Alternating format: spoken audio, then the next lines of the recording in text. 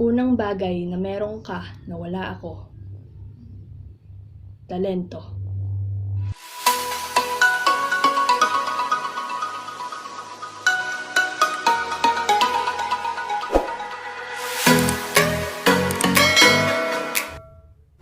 Swerte ng mga taong may nagtanging talento.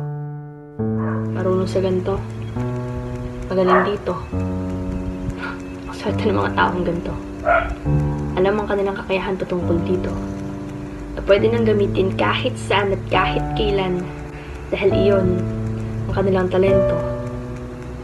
Swerte ng mga taong hindi man katalinuhan ngunit magaling sa isang bagay. Meron silang may pagmamalaki dahil meron silang sarili-sariling mga gamay na kahit kailan hindi mapupunta sa aming mga kamay na magpapagaan ng pakiramdam at pwede sa amin magpatunay ano kayang pakiramdam na meron kang may pagmamalaki. Anong pakiramdam?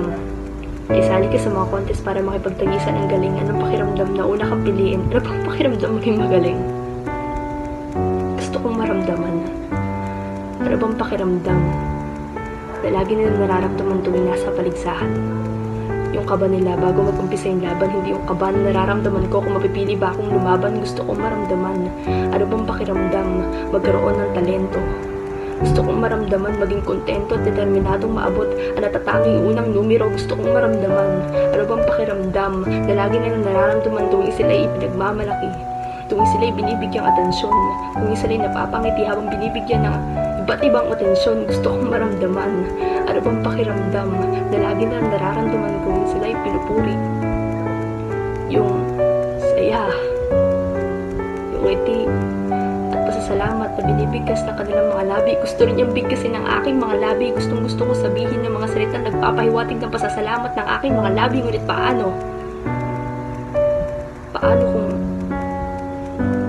wala sa akin kapuri-puri? Paano kung wala sa akin pumili? Sinali, pinilit, pinili, sinali, pinilit, pinilit. Paano kung wala sa akin pumuri? Wala sa akin umasa. Wala sa akin nagtiwala. Gusto kong maramdaman. Ano bang pakiramdam magkaroon ng sariling kwento? Gusto kong maramdaman makyat sa kubiki ng naentablado. Gusto kong maramdaman purihin ang iba't ibang tao. Gusto kong maramdaman ano bang pakiramdam na lagi nilang nararamdaman tuwing ginagamit nila ang sarili nilang talento.